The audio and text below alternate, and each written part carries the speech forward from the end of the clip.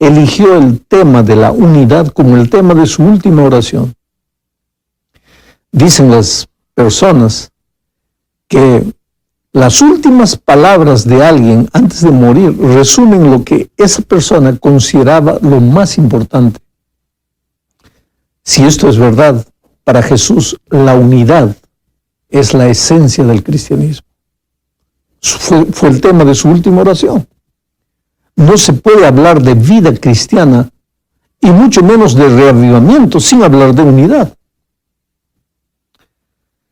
En su oración Jesús dijo lo que está registrado aquí en San Juan capítulo 17, versículos 20 y 21.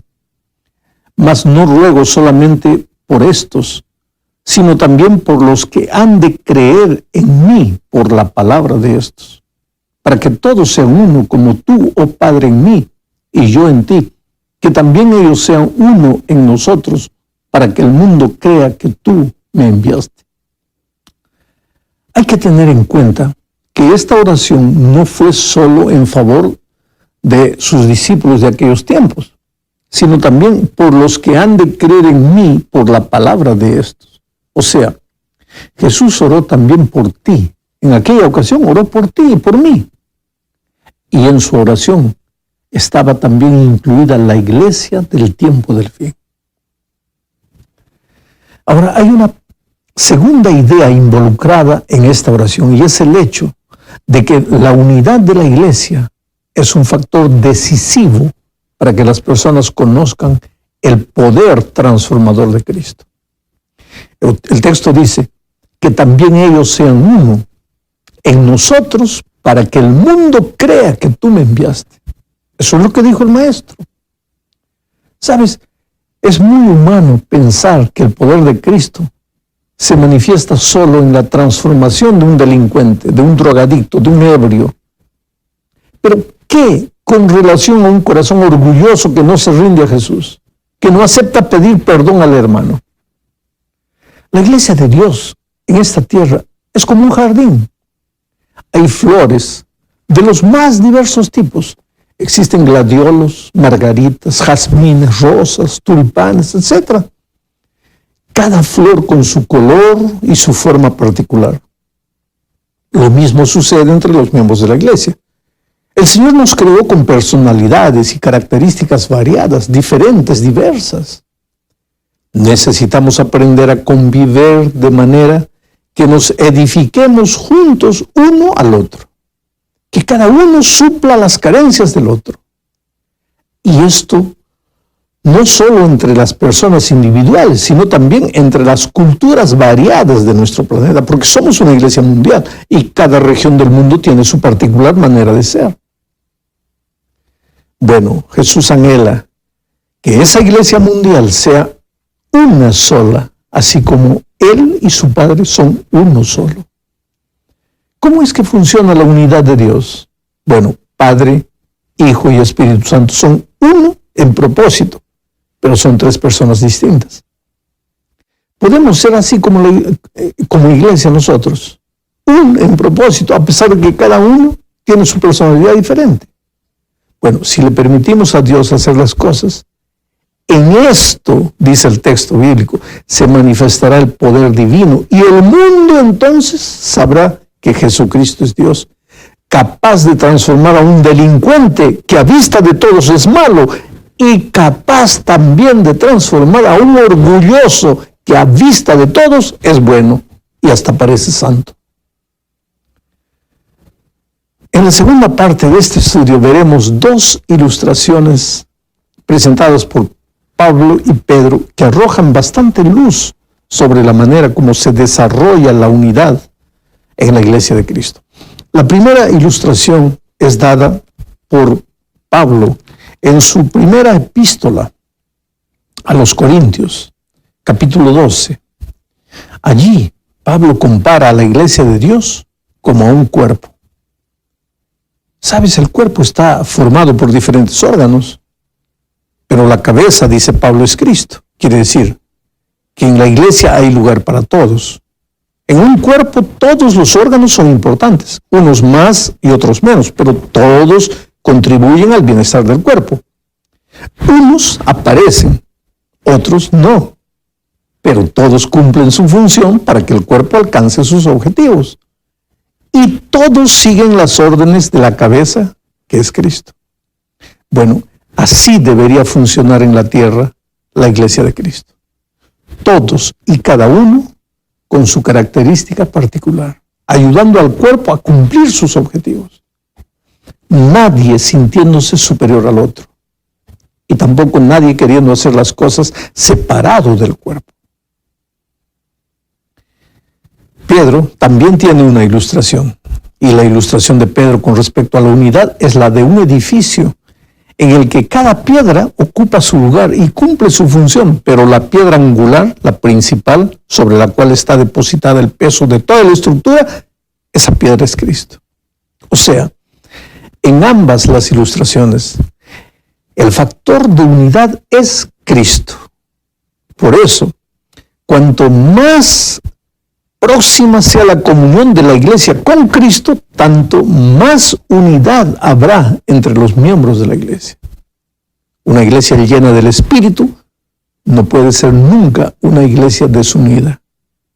Y no se puede hablar de reavivamiento donde existe lucha por la supremacía de las ideas o por la supremacía de las personas. Ahora, la unidad de la iglesia no puede ser algo simplemente romántico. Y esta es la tercera parte del estudio. Mira, acordarte del cumpleaños de un hermano de la iglesia y llamarle por teléfono para felicitarle. O inclusive preparar una torta y visitarlo y abrazarlo cariñosamente. O en la puerta de la iglesia saludar a todos con una sonrisa. Todo eso es bueno. Pero todos estos son detalles que son necesarios para la unidad cristiana. Pero querido, hay dos factores determinantes en los que la iglesia necesita estar unida porque de ellos depende su existencia y su propósito. Me refiero al mensaje y a la misión. Tal vez a estas alturas deberíamos leer lo que dice Apocalipsis 14, versículos 6 al 8. Mira. Vi volar por en medio del cielo a otro ángel que tenía el evangelio eterno para predicarlo a los moradores de la tierra, a toda nación, tribu, lengua y pueblo, diciendo a gran voz: temed a Dios y dadle gloria, porque la hora de su juicio ha llegado, y adorad a aquel que hizo el cielo y la tierra, el mar y las fuentes de las aguas. ¿Sabes que esta es la esencia de nuestro mensaje? El movimiento adventista nació en el escenario profético para anunciar al mundo el evangelio eterno en el marco de la creación y del juicio investigador. El evangelio que la iglesia adventista predica no es un nuevo evangelio, es el evangelio eterno, porque en Dios no hay mudanza ni sombra de variación. Pero ¿qué es el evangelio para el tiempo del fin? ¿Qué significa eso? ¿Por qué tiene que ser anunciada la hora del juicio? Porque Apocalipsis dice que Dios levanta el ángel justamente para predicar el evangelio en el contexto del juicio. Este es nuestro mensaje proféticamente, querido. Dios levantó un pueblo para anunciar al mundo la hora de su juicio. Ahora, olvidarnos de predicar el evangelio en el contexto del creacionismo y de la hora del juicio sería hacer como aquel mensajero que corrió, y cuando llegó no sabía por qué había corrido, porque no sabía qué es lo que tenía que hablar. El segundo factor importante es la misión. Nota que el ángel aparece en el escenario profético entre comillas, ¿para qué? Para predicar el evangelio eterno. La preposición para define la razón de la existencia de la iglesia. No estamos en este mundo solo para reunirnos una vez por semana, cantar, orar y comunicar juntos. Todo eso es parte de la vida de la iglesia, pero no podemos olvidar que somos el pueblo que Dios levantó en la historia para anunciar el último mensaje al mundo. ¿Sabes? La iglesia primitiva estaba unida en la urgencia de su misión y en la pureza de su mensaje. Ambas cosas y su experiencia personal con Cristo hicieron de la iglesia apostólica una iglesia vibrante, fervorosa y unida. Necesitamos saber una cosa: si hoy el enemigo quiere destruir la unidad de la iglesia, lo va a hacer atacando estos dos asuntos, el mensaje y la misión. Jamás podemos pensar que el mensaje pasó de moda, y tampoco podemos distraernos con tanta cosa que nos olvidemos que nuestra misión es terminar la predicación del Evangelio en este mundo. Bueno, vamos a la cuarta parte de este estudio. Aquí vamos a hablar un poco de la organización o la estructura de la iglesia. Al revisar el libro de los Hechos de los Apóstoles, vemos claramente que la iglesia apostólica tenía una estructura organizacional. No, claro, la de hoy, pero era una estructura. Naturalmente, la iglesia primitiva era una iglesia joven, pero a medida que el tiempo transcurría, empezaron a levantarse problemas, especialmente de orden doctrinal. Y la iglesia formó un grupo de personas para debatir los problemas y llegar a una conclusión. Por eso se realizó el Concilio de Jerusalén, donde se discutió el problema levantado por los judíos que se habían convertido al cristianismo. Estos judíos querían que todo cristiano nuevo se circuncidase. Entonces la iglesia reunió a sus líderes en Jerusalén para debatir el problema y decidió que los judíos que quisieran circuncidarse podían hacerlo, pero que no era necesario pedir eso a los nuevos cristianos, porque aquellas ceremonias habían llegado al fin con la muerte de Cristo. Esta manera de resolver el problema, el conflicto, muestra que en la iglesia primitiva había una organización. Por otro lado, ¿te acuerdas cuando Pablo fue convertido camino de Damasco? ¿Qué es lo que se le pidió? Que se presentase ante Ananías, que evidentemente era uno de los líderes de la iglesia en Damasco. Y después Pablo tuvo que viajar a Jerusalén. ¿Para qué? Para que las autoridades eclesiásticas de Jerusalén confirmasen su llamado. Podemos ver entonces que la iglesia apostólica tenía una estructura organizacional. Hoy, como iglesia, también la tenemos. Porque la organización es un principio divino. En el cuerpo, ningún miembro hace lo que desea, sino lo que la cabeza ordena, y entonces todos los miembros del cuerpo se mueven para alcanzar el objetivo del cuerpo como un todo. Pues así funciona la iglesia y su unidad. Por eso decir que alguien ama a Jesús, pero no quiere saber nada con la organización, no, eso es una incoherencia, no tiene sentido. O querer estar en el cuerpo de Cristo, pero hacer lo que quiere, también no tiene sentido. Pablo dice, así que porque el brazo dice no soy del cuerpo, por eso no es del cuerpo, no, sigue siendo. Este es un asunto que tenemos que entender, porque la unidad también tiene que ver con la organización de la iglesia, con la estructura de la iglesia. Tú no puedes tener una iglesia unida donde no hay una estructura, donde no hay una organización. Bueno, llegamos al fin de este estudio. Aquí hablaremos de la unidad. Pero diremos que la unidad no es un don que cae del cielo sin participación humana. La unidad es un don del Espíritu, claro que sí. Pero hay algunas cosas que tenemos que tener en cuenta si queremos que la unidad sea una realidad en nuestra vida. Primero, el Espíritu no da la unidad por la fuerza a nadie. Él trabaja en mí, en mi corazón, para concientizarme de las cosas que debo hacer. Por ejemplo, reconocer en qué fallé, corregir mi actitud, pedir perdón a mi hermano si necesario fuere.